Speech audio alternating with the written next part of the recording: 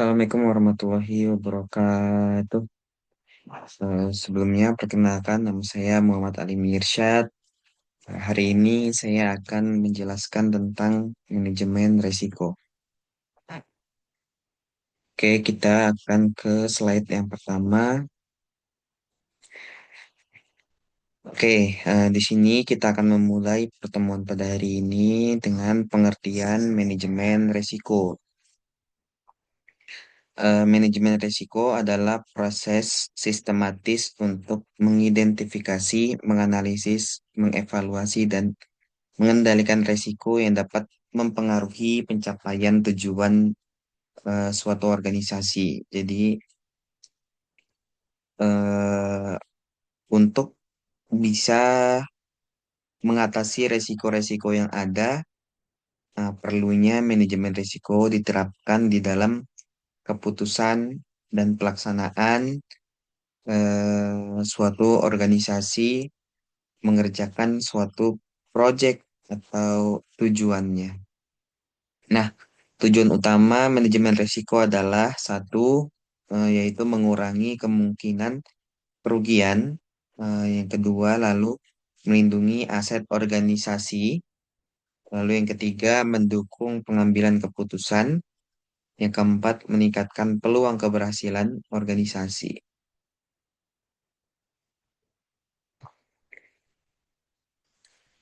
Oke, selanjutnya, seberapa pentingnya manajemen risiko itu apa sih gitu? Kenapa manajemen risiko itu penting? Nah, eh, manajemen risiko sendiri itu penting karena membantu organisasi mengantisipasi ancaman yang ada. Gitu. Karena kita tahu bahwasannya setiap usaha pasti ada risiko dan ancamannya. Selanjutnya, mengurangi kerugian finansial akibat adanya risiko ancaman yang datang. Yang ketiga, menjaga reputasi perusahaan. Lalu yang keempat, meningkatkan keamanan dan keselamatan kerja, serta membantu organisasi tetap eh, kompetitif. Gitu. Sehingga nggak mati di tengah jalan.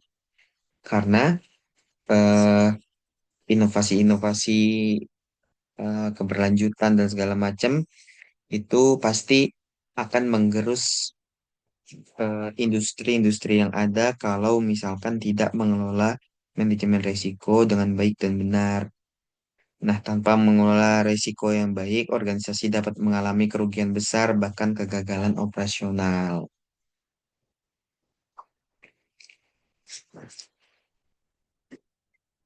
Oke. Selanjutnya, tujuan manajemen risiko itu apa sih?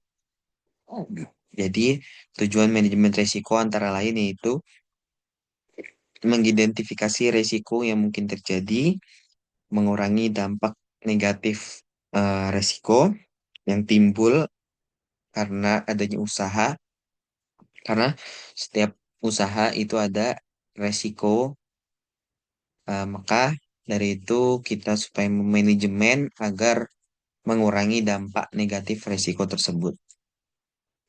Selanjutnya, tujuan yang ketiga yaitu melindungi sumber daya perusahaan, baik sumber daya manusia atau sumber daya eh, sumber daya kayak mesin, terus gedung dan lain-lain. Terus menjamin keberlangsungan usaha, mendukung pencapaian tujuan strategis, meningkatkan efektivitas pengambilan keputusan. Jadi dengan adanya manajemen risiko ini diharapkan bahwasannya perusahaan itu bisa betul-betul mengurangi resiko rugi, resiko kerugian yang ada sehingga perusahaan itu akan tetap berkembang, berkembang dan berkembang di masa depan. Terus selanjutnya jenis-jenis resiko. Jadi satu ada resiko strategis. Nah, jenis yang pertama ini merupakan resiko yang mempengaruhi pencapaian tujuan organisasi. Jadi resiko yang bakal timbul adalah yang pertama merupakan resiko strategis. Jadi resiko yang mempengaruhi pencapaian tujuan organisasi. Jadi tujuan organisasi ini apa nih? Gitu. Nah, misalkan saya punya kedai mie. Hmm, berarti saya punya tujuan untuk menghasilkan produk mie terbaik ala kedai saya. Tuh. Nah, resiko yang pengaruhi pencapaian tujuan organisasi, misalkan ada resiko bersaing dengan Indomie atau mie sedap yang mungkin harganya lebih murah dan nggak kalah enak gitu kan. Nah, resiko-resiko yang seperti tadi itu ya supaya antisipasi agar kita tetap dapat customer sehingga kita juga dapat keuntungan. Selanjutnya, resiko operasional, resiko yang muncul dari aktivitas operasional sehari-hari, kayak dari mesin, alat-alat, terus eh, apa namanya, perkakas, dan lain-lain. Nah, itu diminimalisir sehingga tidak terjadi kerugian besar karena mesin-mesin itu pun harganya nggak murah gitu.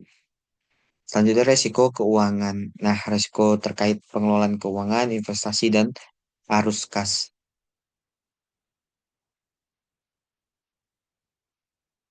Karena dengan adanya kita memanajemen resiko di keuangan, perusahaan kita tuh bisa mengelola keuangan dengan baik dan benar. Sehingganya nanti ke depannya kita bakal bisa mengatur seluruh,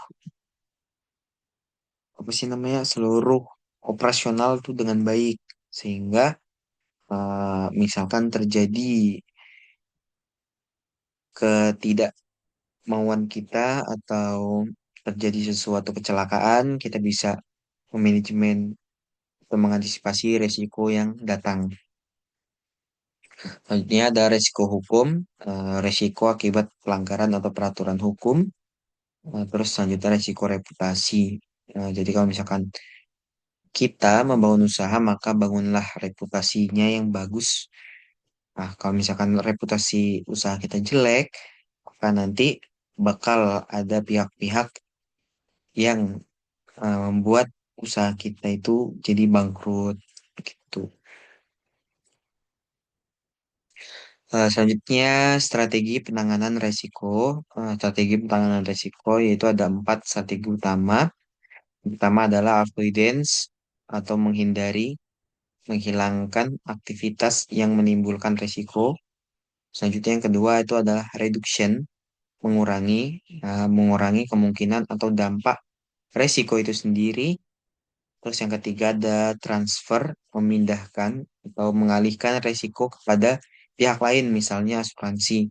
Jadi kita bisa mengasuransikan, misalnya asuransi keuangan atau asuransi gedung atau asuransi kecelakaan kerja atau yang lainnya. Yang keempat, acceptance atau menerima risiko jika dampaknya masih dapat ditoleransi. Kalau kita nggak menutup kemungkinan, operasional dan alat-alat semua itu memiliki umurnya, jadi kita juga harus bisa memanajemennya dan menerimanya tentunya. Maka dari itu kita butuh nih strategi yang benar untuk penanganan risiko yang baik gitu. Selanjutnya contoh penerapan manajemen risiko pada perusahaan manufaktur, eh, terutamanya pada perusahaan manufaktur. Nah, yaitu ada resiko kerusakan mesin produksi. Nah, dampak dari kerusakan mesin produksi yaitu produksi terhenti sehingga finansial mengalami kerugian. Maka penanganannya kita harus memiliki manajemen risiko penanganan yaitu jadwal pemeliharaan rutin, terus penyediaan mesin cadangan, terus serta pelatihan operator yang profesional sehingga mengurangi adanya kerusakan pada mesin produksi. Maka hasilnya produksi lebih stabil, terus kerugian dapat diminimalisir. Selanjutnya manfaat manajemen risiko. Nah, manfaatnya itu sendiri adalah mengurangi kerugian, meningkatkan produktivitas, mendukung keberlangsungan bisnis, memperkuat kepercayaan investor, membantu pencapaian tujuan organisasi, dan meningkatkan kualitas pengambilan keputusan. Eh, Oke, selanjutnya kita ke kesimpulan. Manajemen risiko merupakan proses penting dalam setiap organisasi.